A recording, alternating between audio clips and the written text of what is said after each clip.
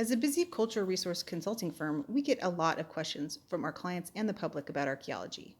Many of these questions focus on the types of work we do most often: archaeological survey using shovel test pits.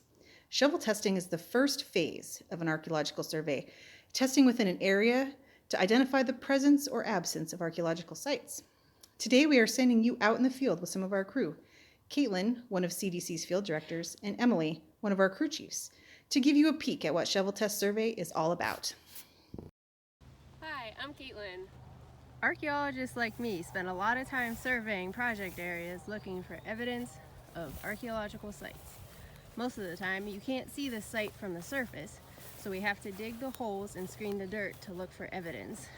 Sometimes we find arrowheads, lithic flakes, or even a stone foundation. A lot of times we don't find anything at all, but every once in a while we do come across evidence of an archaeological site. We dig STPs on a 15-meter grid across the whole project area. 15 meters is about 50 feet. Here's Emily pacing to her next hole now. Hi, I'm Emily. I'm an archaeologist working for Christine Davis Consultants. Today we're digging STPs, or shovel test pits.